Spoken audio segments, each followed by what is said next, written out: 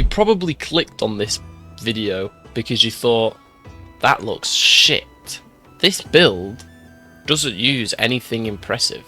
It's literally, I was trying to find a use for the Mizutsune set bonus, and I realised maybe it can benefit a bow. It's hard to get high crit on a bow.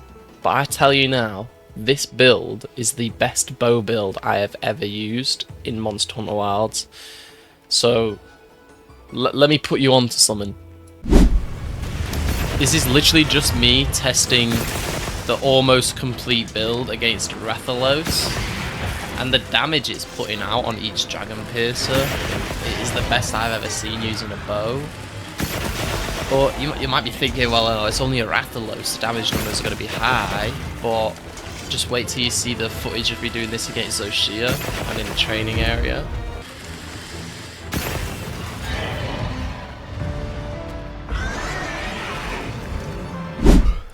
Okay, so this is us in the training area, and as you can tell, we've got the Mizutsune set with the bow. That gives us pierce coating. So this build is literally a Dragon Piercer spam build. So I mean, you can be doing all of this if you want, but there's really no point. I mean, you do get good damage still, but the main thing of the build is the Dragon Piercer. That will deal the most damage. As you can see, it just shreds through, and this is with no buffs. So, okay, so now we're fully buffed up. If we do our Dragon Piercer now, it'll do a lot more damage, as you can see. And we can do this from a pretty safe distance, and obviously it's not going to do a whole lot on this training dummy because it can't really hit it. Like, it's too small for it to properly pierce through, if that makes sense. Okay, so Zoshia works as a much bigger target, and as you can see, we're getting higher damage numbers against Zoshia, and it's really good at taking off his armor. But I've never had damage numbers on a Dragon Piercer bow this high. It's just hitting for constant 30s or 40s, piercing through him, with a few 2s just slapped on the end. You can really sit in a safe distance in a Zoshia fight and just spam this. When he's downed, the damage just is even better. You can get 2 of these off before he gets up, and this build really shines when he loses the white armor, because you can really just go ham. Like, he takes so much more damage. You can just spam these Dragon Piercers up his ass from a safe distance. You're not going to take damage, you're not going to die, and you're probably doing some of the highest damage in your team.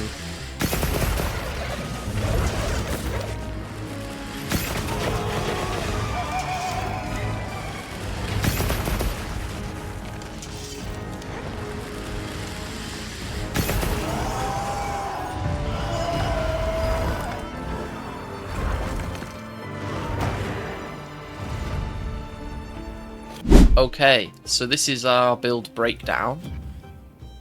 We've got these equipment skills: max critical boost for that 40% increase in damage, slicked blade level 3 for the about 40% increased in affinity from being wet and bubble blight, level 2 critical element just so we can deal more damage with our water element on a crit, weakness exploit level 5 for that 30% increase in affinity, burst level 5 because our Dragon Piercer will hit so many times it'll proc that maximum burst every time for a huge raw and elemental damage boost. Constitution level 4 just allows us to spam charge, dodge and Dragon Piercer a lot more because it'll drain less stamina. Evade window, the bow has such good evades. Evade window on top of that, you'll never get hit, honestly.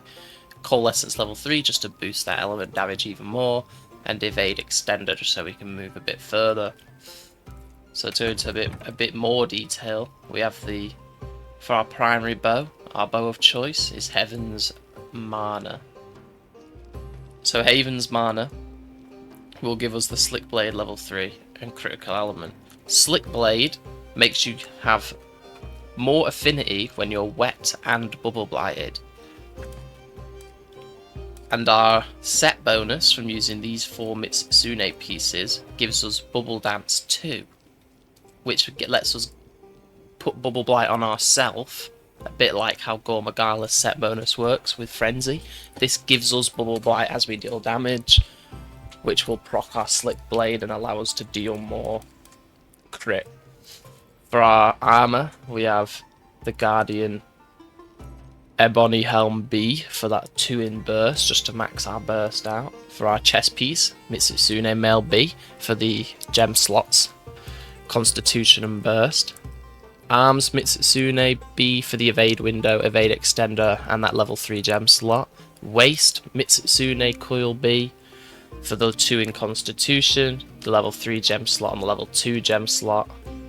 This tiny gem slot's not so important. Legs, Mitsutsune Greaves B for the 2-in burst and the level 3 gem slot. Talisman, Exploiter Charm 2 for that weakness exploit. And obviously you're going to want to use the Corrupted Mantle just so we can hit more. These are our gems. So we've got Critical Jewel 3, Critical Jewel 2, just to get us to that max crit bonus. And a Critical Element just to stack it on top of what we already have. On our helmet, an Evasion Jewel 2 for the evade window. Chest piece, Phoenix twice for the Coalescence. Gauntlets, Tenderizer for weakness exploit. Waist, Tenderizer, Phoenix, and Physique. This will give us one more in weakness exploit, max out our Coalescence, and just less stamina usage. And then for our boots, we want Tenderizer Jewel 3. That will max out our weakness exploit. This build, at first glance, doesn't really seem very good, but I've not had higher crit on a build ever, because we got 15% here plus, let's say 35% here, 50% plus this 30%, 80% crit. I mean, unless you have the perfect God roll Artian bow, you're not going to be getting crit that high. And this build does really good damage. This bow is actually good. So if you like this build and you see yourself using it or testing it out, don't forget to like and subscribe, and I'll have more build videos coming out soon.